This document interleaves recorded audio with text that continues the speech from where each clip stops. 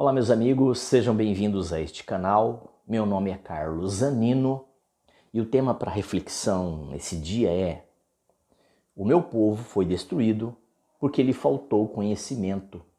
Eu tenho trazido nesses últimos vídeos falando a respeito dos profetas maiores. Quero também falar não só dos profetas maiores do Velho Testamento, como também dos profetas menores, tá?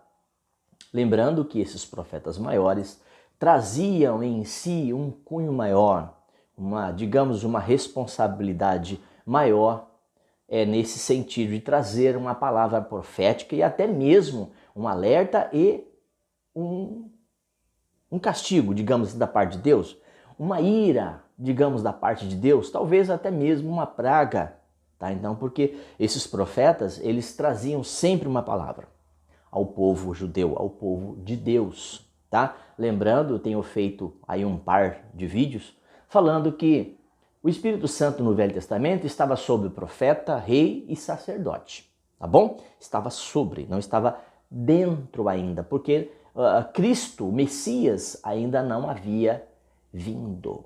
Então, na plenitude dos tempos, Jesus veio e etc, etc e tal. Eu já tenho sobre esses assuntos de A a Z neste canal. Se você não é inscrito, eu peço a você se inscreva, toque no sininho, porque vão te lembrar dos próximos vídeos. O seu like, o dislike é que alavanca, eu peço desde já, aí a sua bênção para que esse vídeo e este canal possa crescer, tá bom?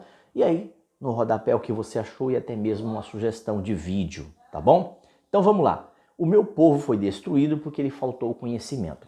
Eu quero fazer isso trazendo dessa forma e falando a respeito dos dias atuais, que não mudou em nada. Então esse é um versículo muito forte, porque diz a respeito da nossa responsabilidade individual de buscarmos conhecimento de Deus, ou a respeito do Deus ao qual nós cremos. Isso para todos nós, tá? Desde a cristandade, que eu falo de uma forma geral, e até mesmo aqueles que foram escolhidos, tocados por Deus e hoje são libertos da religião, são libertos dessas denominações, dessas instituições, das suas filosofias, dos seus dogmas, dos seus achismos, tá bom? Eu não faço mais parte disso. Então, o objetivo maior aqui é buscar isso para que possam compreender vivendo uma vida, ainda que seja breve aqui nesta terra ou debaixo desse sol, mas que tenham o conhecimento necessário para não só a vida das questões cotidianas, mas também das questões espirituais. Então,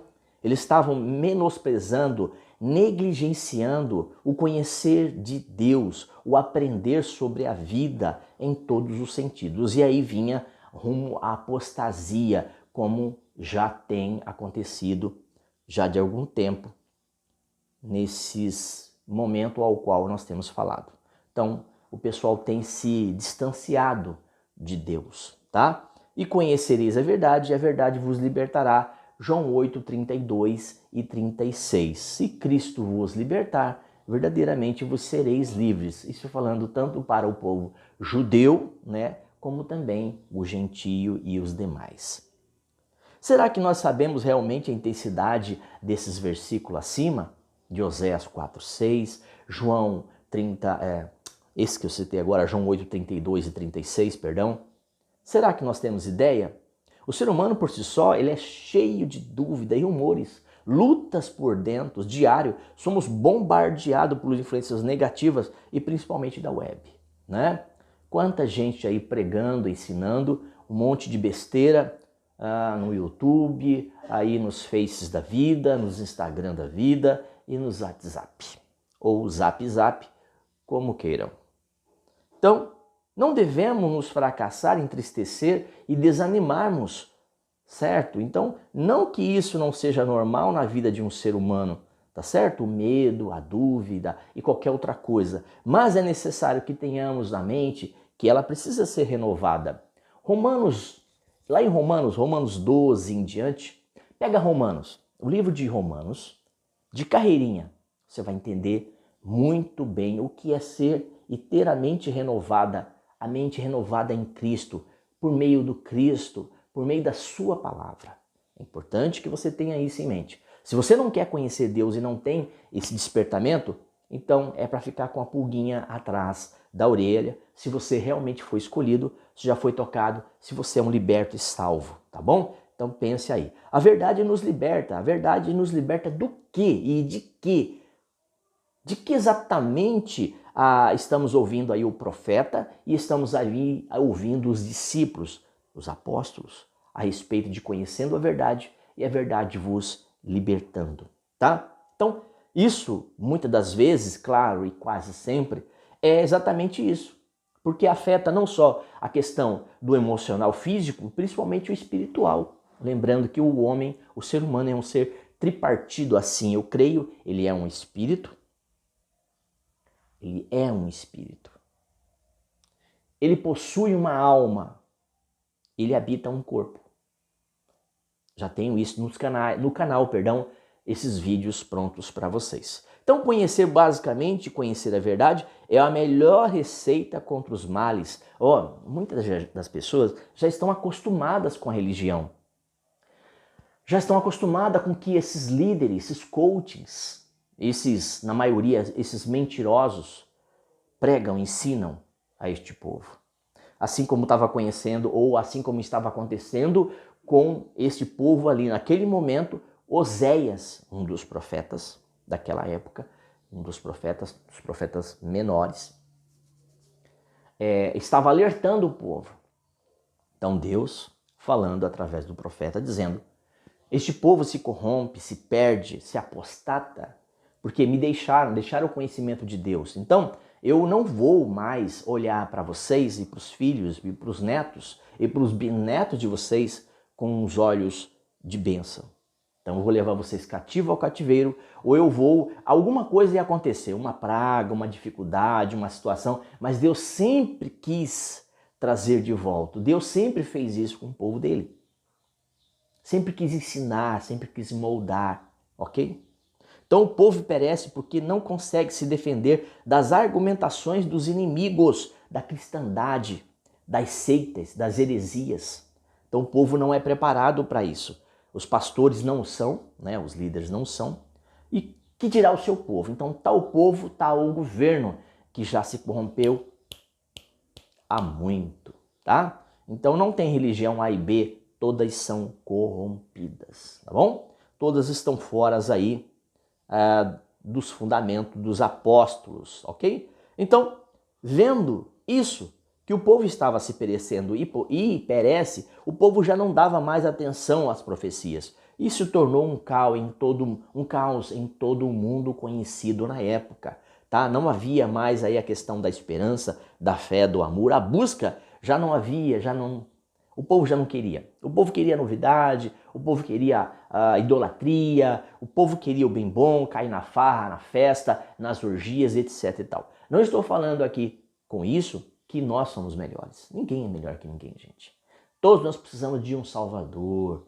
Todos nós precisamos do Espírito Santo, que renova, que restaura. Se você for dar uma olhadinha lá em Gálatas 5 em diante, você vai perceber que tem ali o fruto do Espírito na vida do crente e as obras da carne, os frutos da carne na vida de um crente velho. Ok? Ok? Então é necessário que tenhamos aí essa compreensão. Então a vida ela é cheia de vulnerabilidade, influências implícitas ou em coisas ao qual nós temos visto, ouvido e lido, que não traz nada de bom, de discernimento e nem de sabedoria, muito menos de transformação. E aí vamos nos emburrecendo, vamos ficando impuros, entre aspas, e caindo aí no pecado. Vemos aí vários exemplos que tem acontecido dentro do mundo cristão, ou melhor, na cristandade, tá bom? Então é necessário que tenhamos em mente que a partir do momento que acordamos dessa insanidade para sermos libertos, aí sim vamos encontrar esperança, fé, autoestima, interesse, ânimo para esse cansaço e essa ignorância que tanto tem abatido. Temos vivido nos últimos tempos um analfabetismo religioso, um analfabetismo, melhor dizendo, do cristianismo, da palavra de Deus que pode nos libertar. A única coisa que pode nos libertar, João 8, 32 e 36, como eu disse, estou falando agora. A sabedoria do Pai nos é dada através da comunhão diária de estudo da sua palavra e nos habilita aos desafios da vida, a participação de tudo aquilo que está acontecendo. O estudo, ele mexe com a mente, com o corpo, ele traz ali e nos fortalece a cada dia, mudando a compreensão. Como eu disse lá em Romanos, se você pegar Romanos de carreirinha, você vai entender que a mudança e a transformação da mente, a metanoia, é importante.